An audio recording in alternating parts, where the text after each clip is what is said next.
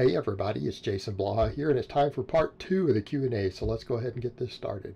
Alright, first question. How much does low intensity cardio affect recovery? I got a promotion for my job and I'll be walking at the minimum of 7 miles a day, 5 days a week.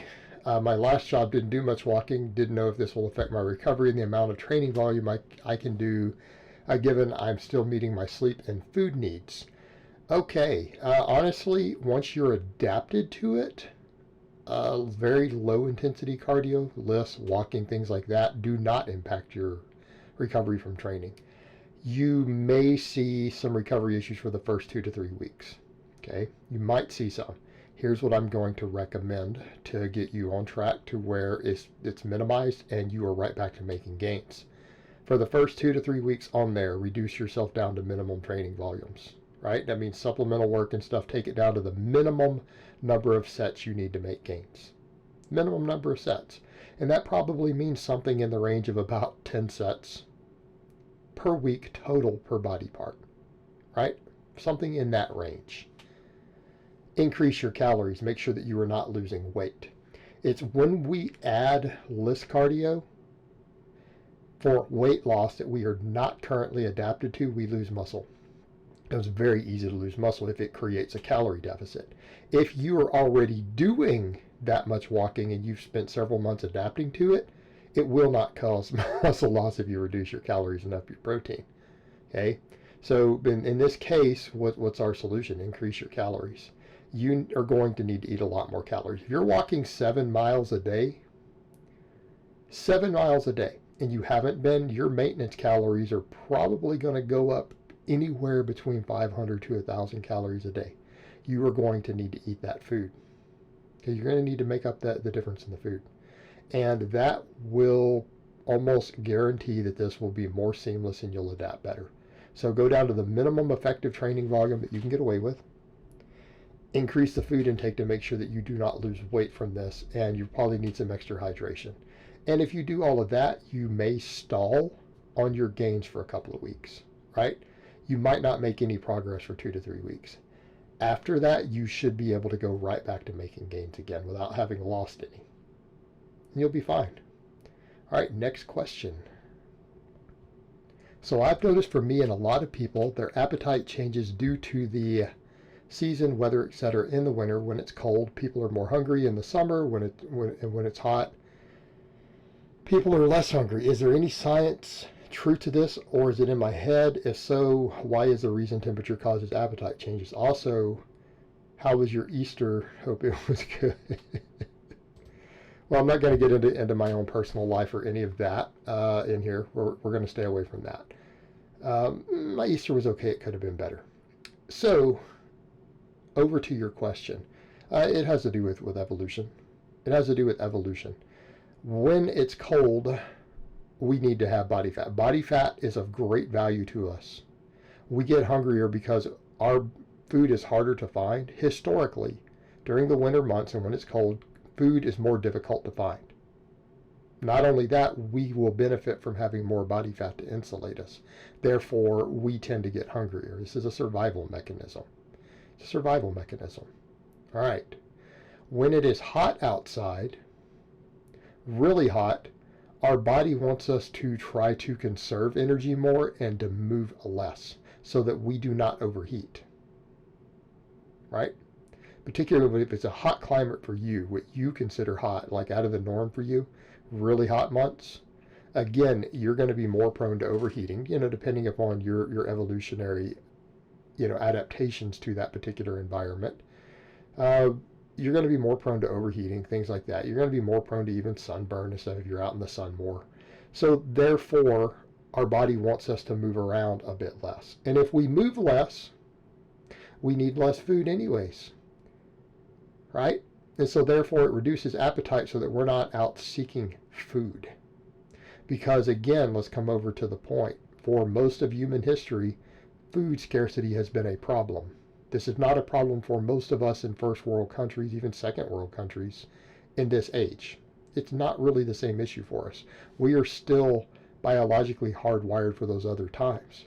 So since food is harder to find anyways, Your body doesn't want you expending a lot of energy looking for food and getting up and getting overheated while out trying to find food. Because again, it's not as simple as going to a grocery store through all of history. People had to go get their food. They had to find it. Okay? It's more likely to keep you alive this way. So these things are realistically, they're there as survival mechanisms going back to the greater sum of human history. We, again, live in an age now to where food is just simply far more accessible than it really has ever been in recorded history for the majority of people. But our biology hasn't adapted to that yet. We haven't evolved. In other words, we haven't done anything selectively to change the genes for that. We still have the same genetics that we had thousands of years ago. Very little adaptation at this point because that's a slow process. So that's what's going on. Hopefully that explains it for you. All right, next question and last question of the week. Where do isometrics rank in terms of importance in training for competitive sports in your view? I understand it may differ between sports. However, I'll use arm wrestling as an example. So much of the sport has to do with staying in one position and withstanding any resistance to move you from that position. Would you say that isometrics are generally important in a sport-specific setting like that, or will full range of motion lift exercises provide the same stability and static strength? Sorry for the book, and thank you for your awesome content. Oh, yeah, it very much depends on the sport. There are sports where isometrics are going to be of very little value to you. Plenty of sports that you need to do almost exclusively dynamic. But arm wrestling is a great example. Grappling of any type is a great example. I've coached a couple of guys who do BJJ, at a pretty serious level. Okay, grappling. I have a guy who's a pro wrestler over in East Asia too, right? Isometrics can matter here. Now, will full range of motion and dynamic movements build most of your strength, and should they build most of it even for these sports? Yes, absolutely. Right? They can be used heavily, should be used heavily, it should be your primary builder. But then when we come to your sport-specific training, if you compete in a sport where isometric strength matters, it can be extremely valuable. And a lot of that could be looking at the arm wrestling and looking at the arm, the shoulder, the forearm positions, the different positions you're put in and how you have to brace, and finding partial movements or isometric movements that you can use in that same position. Okay? That can be of value to you. And it might be an isometric push, it might be isometric pulling. I would even say you could even look at some of the joint angles involved and find stuff like isometric pen pressing. Right? You could find pulling against pins isometrically that put you into similar positions to that. And it could be very valuable to you. Because again, a sport like arm wrestling, look at all the muscles involved that have specific joint angles where it's important to be able to have that. But they don't just need the isometric strength, they need to be able to overcome it from those positions, because you might be held isometrically for however many seconds against someone, and then you have to push through. Okay?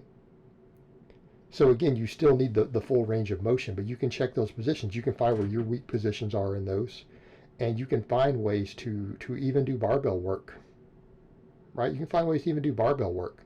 You could even build devices and find devices that put you into some of those positions to push isometrically. Particularly for stuff like the forearm and the rotation of the shoulder involved there. Right? Because those are very, very, very important to things like that. And it's the same with, say, grappling. Right? For people who need to grapple.